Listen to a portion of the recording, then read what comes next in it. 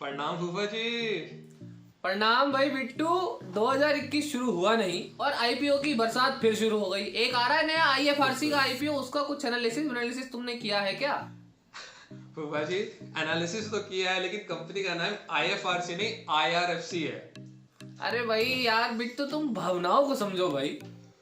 समझ गए फूफा जी। चलिए, लेकिन मैं स्टार्ट करने से पहले व्यूअर्स को एक रिक्वेस्ट करना चाहता हूँ छोटी सी, कि भाई अगर आपने हड़बड़ी में वीडियो खोल लिया है तो प्लीज वॉच लेटर में डाल दीजिए और 10-15 मिनट जब आपके पास होंगे तब देखिएगा बहुत ही तगड़ी फंडामेंटल एनालिसिस किया हमने और आपको बहुत अच्छा इन्वेस्टमेंट अपॉर्चुनिटी मिल सकता है। तो चलिए इस वीडियो को स्टार्ट करते हैं। स्टार्ट करने से पहले मैं आपको बताया तो कि कौन कौन से सेक्शंस में हमने डिवाइड किया इस वीडियो को।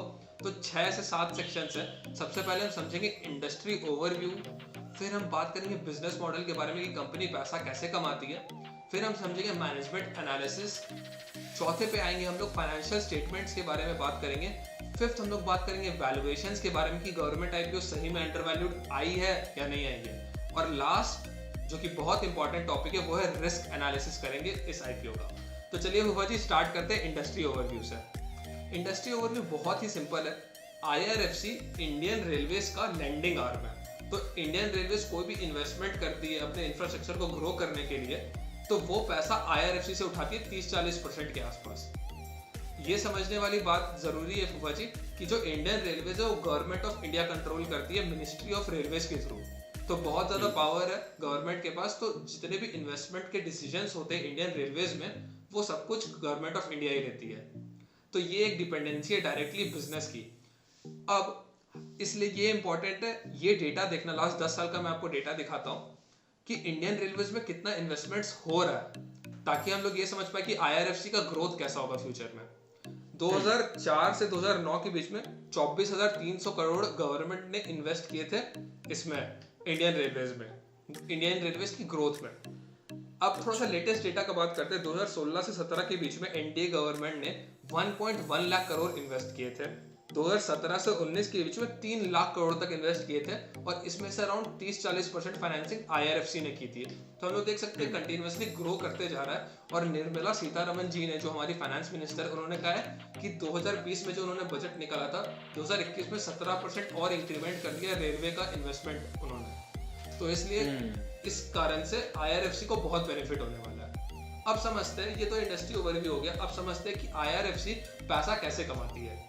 सबसे पहला जो पॉइंट है वो है financing of rolling stock assets. अब रोलिंग स्टॉक एसेट्स सुनने में बहुत अजीब सा लग रहा होगा लेकिन बहुत ही सिंपल सी चीज है कि जो रेलवे के कोचेज रहते हैं, लोकोमोटिव्स रहते हैं, वैगन्स रहते हैं, ये सारी चीजें जो गवर्नमेंट ऑफ इंडिया बनाती है, इन सब चीजों का फाइनेंसिंग अपनी आईआरएफसी करती है। और जो दूसरा पॉइंट है, दूसरी सोर्स ऑफ रेवेन्यू है, वो है प्रोजेक्ट फाइनेंसिंग, प्रोजेक्ट एसेट्स को लेंड करके। तो बहुत सारी कंपनी है, रेनटेल वगैरह, वो क्या करती है, रेलवे का इंफ्रास्ट्रक्चर बोरो करती है और उस चीज के लिए आईआरएफसी को पैसे पे करती है। और यहाँ पे मार्जिन्स भी थोड़े से अच्छे आईआरएफसी के 2-2.5% के आसपास है। लेकिन अच्छा, जो अपना पहला वाला था ना, रोलिंग स्टॉक एसेट्स वाला, जो बिजनेस मॉडल था इनका, उसमें क्या है कि गवर्नमेंट ऑफ इंडिया के साथ इन्होंने एमओयू कर रखा है। तो जितने कॉस्ट पे ये मार्केट से पैसा बोरो करता है, ये बॉन्ड्स इश्यू करके पैसा बोरो करते हैं मार्केट से 6.5 से 7% के आसपास। तो इन्होंने गवर्नमेंट ऑफ इंडिया से एमओयू कर रखा है कि हम आपको 0.3-0.5% इस रेट से ऊपर में पैसा देंगे। तो बहुत छोटा सा मार्जिन है लेकिन सिंस मोनोपोली बिजनेस तो ज्यादा फर्क नहीं पड़ता है।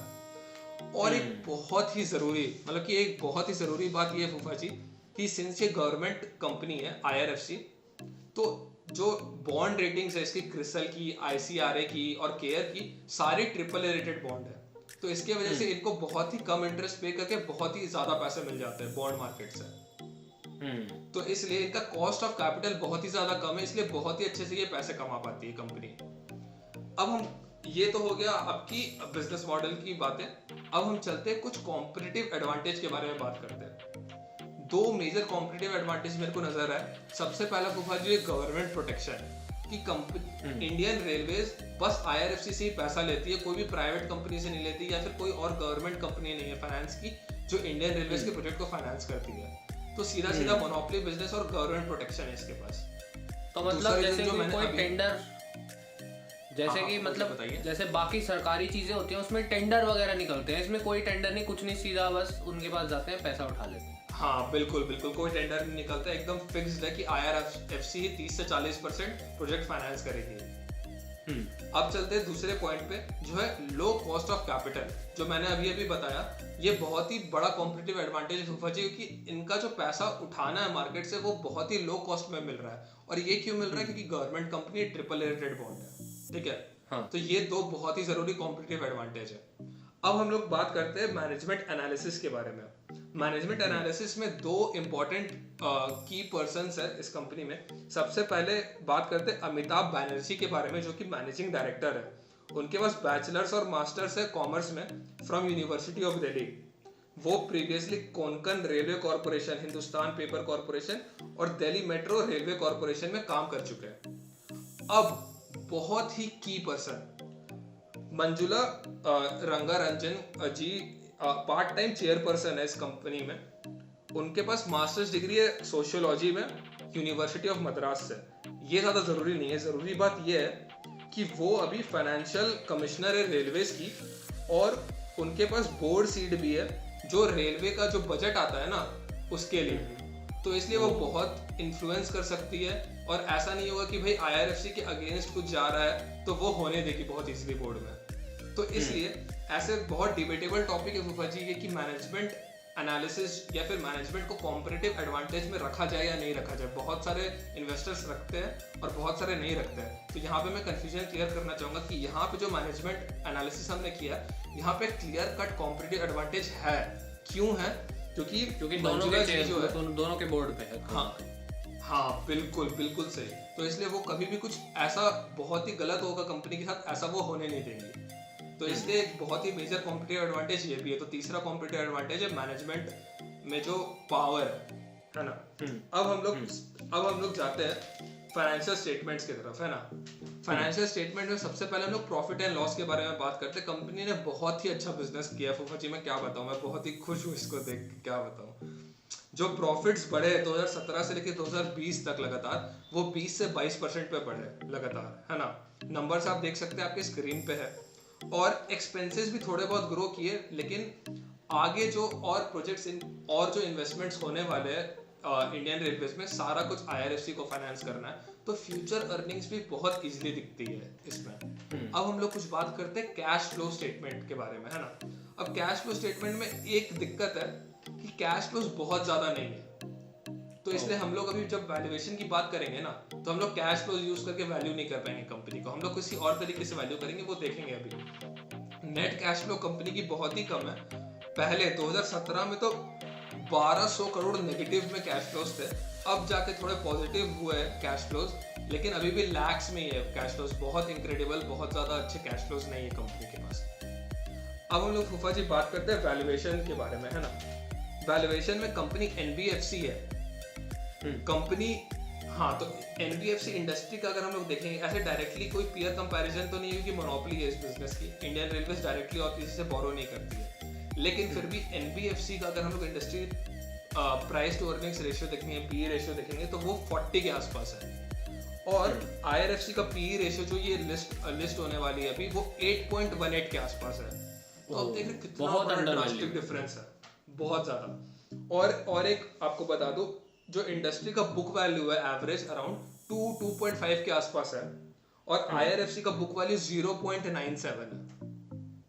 तो इसमें भी अंडर वैल्यूएशन है फूफा जी, क्योंकि तो इसलिए हमने यही बात की थी पहले भी, जो जेनरिक IPOs वगैरह के बारे में हमने वीडियो निकाला था कि गवर्नमेंट IPOs अंडर वैल्यूड या फेयरली वैल्यूड आते हैं। तो इसलिए ये तो क्लियरली अंडर वैल्यूड है फूफा जी। और एक चलिए ग्रोथ की जो हम बात कर रहे थे, इसलिए ग्रोथ के लिए एक होता है PEG ratio, PE to growth ratio. तो अब प्रॉफिट अगर हमारा 20% पे दिख रहा है हमें ग्रो करते हुए, एंड 17% अभी और इंक्रीमेंट भी होने वाला, निर्मला सीतारमण जी ने बोल दिया ऑलरेडी क्लियरली। तो अगर आप पेग रेशियो निकालोगे, पेग रेशियो कैसे निकलता है? PE रेशियो डिवाइडेड बाय आपका प्रॉफिट का ग्रोथ रेट। तो हमारा PE रेशियो 8 है, और उसको डिवाइड करेंगे 20 से, जो कि हमारा एवरेज प्रॉफिट। तो अब हाँ, तो हमें पेग रेशियो मिलेगा 0.4 के आसपास।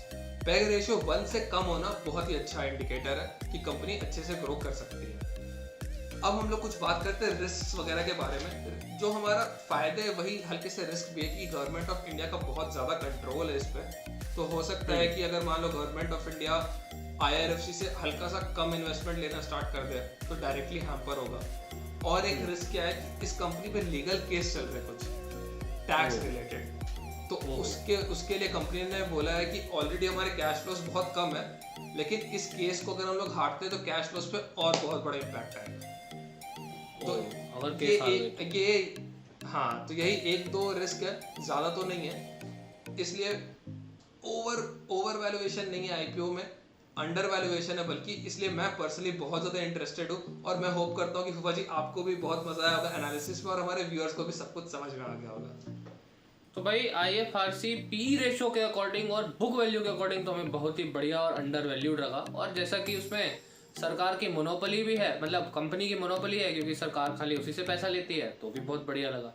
रिस्क है छोटे मोटे, लेकिन हमें तुम्हारी बात बिट्टू बहुत बढ़िया से समझ आ गई और हमें उम्मीद है हमारे व्यूअर्स आप लोगों को भी ये बात बढ़िया से समझ आ गई होगी। अब आप अपना मन बनाइए कि आप IRFC के IPO में पैसा डालना चाहते हैं या नहीं। तो हमें उम्मीद है आपको ये वीडियो पसंद आई होगी, और अगर आपको ये वीडियो अच्छी लगी है तो जरूर इस वीडियो को लाइक कर देना और कमेंट कर देना नीचे कमेंट सेक्शन में अगर आपके कोई सवाल है, और इस चैनल को सब्सक्राइब जरूर कर देना और घंटी जरूर दबा देना भाई। ठीक है, अभी के लिए इतना ही। प्रणाम प्रणाम।